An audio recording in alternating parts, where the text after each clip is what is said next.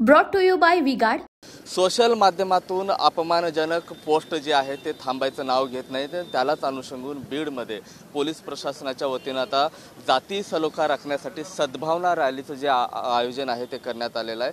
आणि सध्या ही जी रॅली आहे छत्रपती संभाजी महाराज क्रीडांगणातून ही रॅली निघालेली आहे आणि शहरभरातून ही रॅली फिरणार आहे। पाठीमागे जर पाहिलं तर शालेय विद्यार्थी आणि समाजातले सर्वच स्तरातील लोक जे आहेत या सद्भावना रॅलीमध्ये सहभागी झालेले आहेत। बाजूला जर पाहिलं तर जातीतील आडी करू नका, नडेल पुढची पिढी अशा आशयाचे फलक जे सूचक संदेश देणारे जे फलक आहेत त्यांनी या ठिकाणी केले आहेत। माझ्यासोबत पोलीस अधीक्षक नंदकुमार ठाकूर आहेत ज्यांनी आयोजन केले।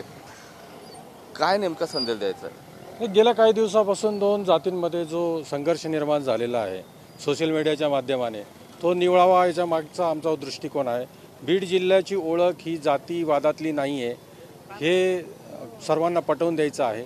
एक तात्कालिक कारणामुळे घडलेल्या घटना आहेत आणि त्या निश्चितपणानं येत्या काही दिवसांमध्ये ह्या निवळल्या जातील आणि या जिल्ह्यामध्ये शांतता अबाधित राहील।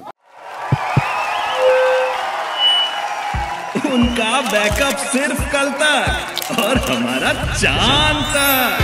हमारा नेता कैसा हो जो नॉन स्टॉप बैकअप दे वैसा हो। अब की बात V-Guard इन्वर्टर बैटरी का चमत्कार।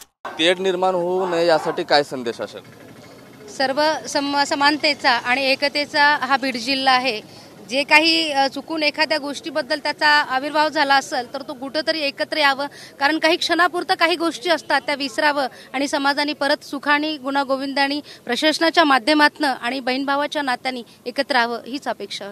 तुम्ही काही मीटिंग वगैरे लावणार आहेत तरुणांची, त्यामध्ये काही संदेश देत आहे? माननीय पोलीस अधीक्षक साहेबांच्या मार्गदर्शनाखाली ही जी रॅली होत आहे ही रॅली ही जिल्ह्याला एक आदर्श रॅली म्हणून नक्कीच संबोधले जाईल आणि आम्ही सर्व समाज घटकातील युवक हे असे जे काही तेढ निर्माण करणारे लोक आहेत त्यांना निवळ चपराक देऊ आणि हा सलोखा जिल्ह्यामध्ये कायम ठेवू एवढा संदेश या रॅलीच्या माध्यमातून मी देत आहे। भाइयों बहनों, उनके राज में पावर रहे अनस्टेबल और हम रखे सब स्मूथ और स्टेबल। हमारा नेता कैसा हो जो स्टेबल पावर दे वैसा हो। अब की बार V-Guard AC स्टेबलाइजर का चमत्कार। तरुण मंडळी काय सांगशील थोडक्यात? विशिष्ट समूहामध्ये जो जातीयवाद चाललेला आहे तो कुठेतरी थांबला पाहिजे। जाती जोडो आणि समाज जोडो ही भूमिका सर्वांची पाहिजे। फक्त विधानसभा निवडणुका येईपर्यंत हा वाद कुठेतरी कायम ठेवण्याचं षडयंत्र चालले, त्यासाठी पोलीस अधीक्षक यांच्या मार्फत ही शांतता समता रॅली काढण्यात येत आहे। राजकीय नेत्यांना काय सल्ला असेल? राजकीय नेत्यांना सल्ला म्हणजे राजकीय नेत्यांनी जाती म्हणजे जो मतासाठीचा जोगवा मागण्यासाठी जे जातीमध्ये पेटवत आहेत तर राजकीय नेत्यांनी एकच मला विनंती करायची की त्यांनी जातीच्या नावावर मतं मागणं बंद करावं एवढी माझी अपेक्षा आहे। आता पुढचं पाऊल काय राहील? याहूनही पुढे काय करणार जर रोखलं गेलंच नाही तर?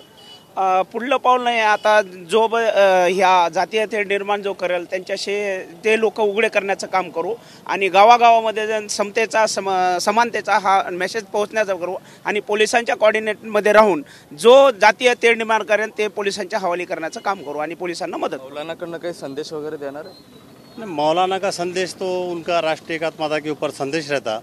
अभी जो ये रैली निकाले जैसा एसपी साहब ने इसको खास तौर पे बोला कि भाई अपने को तो हमेशा बार बार शांतता समिति की मीटिंग रख के वो करते यार कल तो रैली का एकदम नियोजन भी किया। तो हमारे तरफ से हमेशा शांतता रखने का प्रयत्न होता। मुस्लिम समाज और हिंदू समाज यहाँ एक है, सब समाज है, लेकिन मेरी एक राय ऐसी है जो नेता जिसके वजह से समझो ये अपने यहाँ पे दो समाज में तेढ़ निर्माण हो रहा वो नेताओं ने आगे आकर इसको है तो ठंडा करना चाहिए और है तो ये रैली में ऐसे रैली में शामिल होना चाहिए। पुरोगामी जिल्हा म्हणून बीडची खरी ओळख आहे, मात्र इथले जे राजकीय नेते आहेत त्यांनीही एका व्यासपीठावर आलं पाहिजे। दोन जातीतला जो तेढ निर्माण झालाय तो शांत करण्याचं काम केलं पाहिजे अशीच मागणी जी आहे अशी आर्ता इथले सामाजिक कार्यकर्ते करताना पाहायला मिळतात। कॅमेरा पर्सन पप्पू मोहरकर सह मी महेंद्र कुमार मुधोळकर, TV9 मराठी, बीड।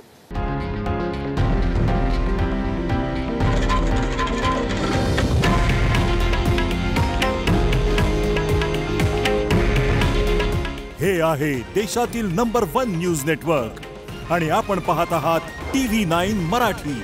काळजी तुमची, हित महाराष्ट्राचं।